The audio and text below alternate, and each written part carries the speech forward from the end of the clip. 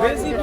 And indoors, we have like a remembrance wall, and it's folks that have passed to substance use disorder. So, obviously could be an accidental overdose, and it's to obviously remember our friends. Maybe I don't know every single person on that board or on that wall, but I know somebody who does know them. So it's for all of us and all of them, and to honor them and not let their life be in vain. Remember, for us to remember why we're doing this and help us keep going. I'm in recovery myself. I have lived experience with heroin use, cocaine use. Spent some time in prison as a direct result of my use. I have history with homelessness, and I have some mental health history as well. I have scars on my wrist where I attempted suicide because I felt like I couldn't figure this out and couldn't get out of it, and I was hurting those close to me. On my 8th anniversary, my wife asked me if I was going to go through a 12-step program and get a coin, a commemorative coin for the years sober that I had been. And I said to her, no, I think I'm going to go volunteer at this organization that I heard about called RAW, Recovery Always. And so I came to RAW. We were in a different location, and I felt like I belonged there. Like I felt that these were my people, and I felt that after coming out of all that experience and being on the other side now for so long, that I could contribute more to this community. Anyone really that need help, homeless people or anybody that just needs help in general. So over here we do like food and stuff, like hot food, and we do shoes too, and clothes. Right here we do the harm reduction. We have the harm reduction station. Our friend Josh takes care of that. We give out like clean needles, condoms, anything that's got to do with harm reduction. RAW is a Tier 2 syringe exchange program where we provide harm reduction items such as syringes and water and alcohol, things like that, so that people can utilize the drugs that they're using safely. And then people just hang out too, like they need a safe place to hang out too. I'm part of the board of directors too. I'm the volunteer coordinator. So people usually just come and do the line here. And then There is a spot.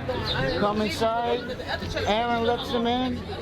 There's the doorman. Aaron is part of the board too. And then they come in here, they got dog, pet supplies here, dog, cat food, leashes, clothes for the dogs and all that. Over here we do lunches. The lunches come with like a snack and a sandwich, a water bottle and stuff like that. Over here we do, this is Crystal, part of the board too. Over here we do like hygiene stuff, like deodorants, toothbrush, toothpaste, stuff like that. And then over here we do clothes. Anybody that needs clothes, we come over here and they get clothes, and that's pretty much it, Focus on helping people and stuff, and it's pretty good. It's pretty nice over here. Excuse me, guys. Just try to treat everybody with kindness and respect, Those harm reduction supplies become engagement tools. And we build a relationship with people that they realize we're not judging them for what they're doing, but you can get help staying safe, and also you can get help in the future when you're ready to get help.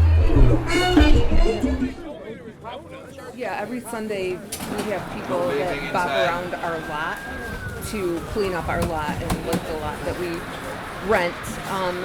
And then we try to get people to go out every weekend to pass out harm reduction supplies, lunches, and water, stuff to people that are on the streets that don't make it down to RAW, and help clean up the neighborhood as well, which is great because it's important to have safe and clean streets for everybody.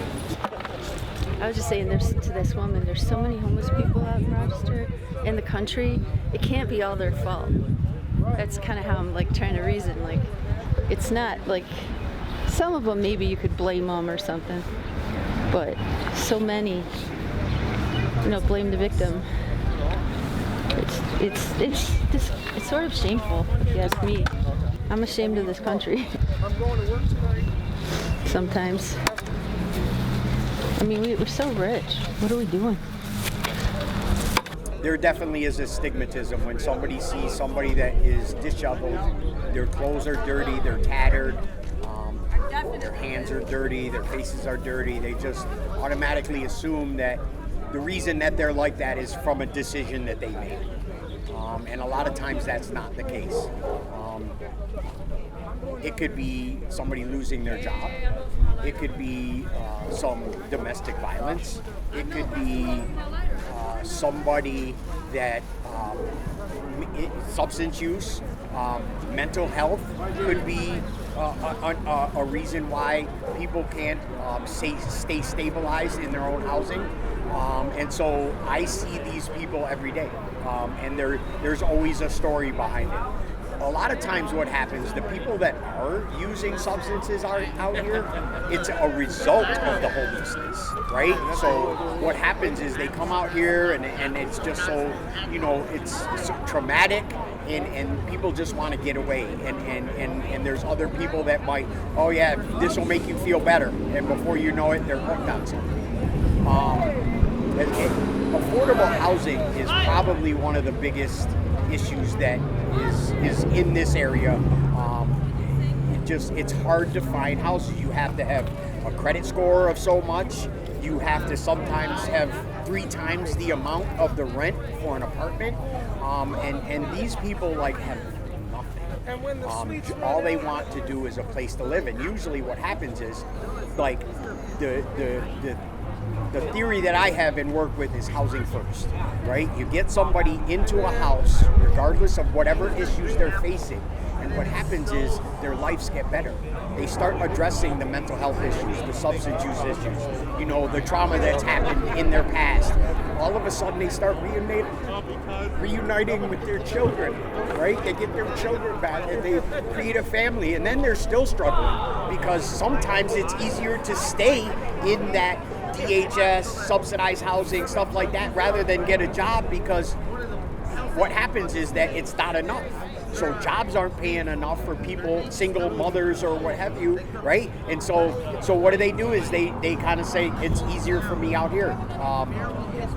So knowing that, and knowing that background and that bigger picture allows me to treat people that are out here unhoused the same as I would anybody.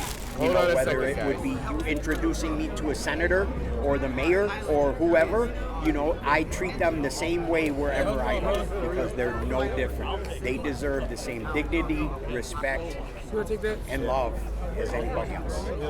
Treat people with respect, generally speaking, you get it back. And I think people on the street senses are heightened in some sense because it's survival. They need to be able to look at somebody and read them and know whether this person's going to be a threat or a danger. It's life and death out here. And so I think they have a heightened ability to feel people's energy. We're all about good energy too. It just comes through the love and respect,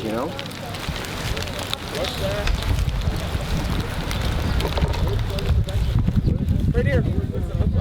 Anything for you, Really, what I'd like to see is, of course, a weekly presence, more services, and bring, of course, as cliche as it is, bring the services to the people. So I would love to have a center, and of course, if we were legally able to have an overdose prevention center, I'd love that to be a part of it. And then just rooms available for all of the services. So DSS can come post up a couple days a week, every day of the week. Get representatives from the DMV, help people with their IDs, legal aid, doctors, nurses,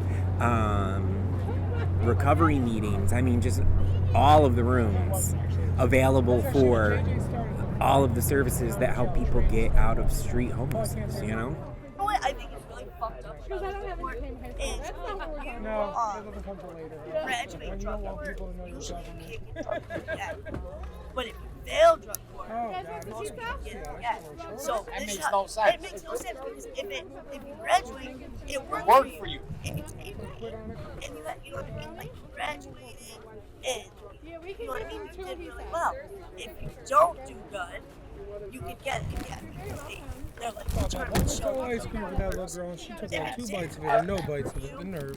No, it was Kenzie and her who tore it up. Yeah. There's still some in there. At least you ate the one I bought for you. I appreciate it.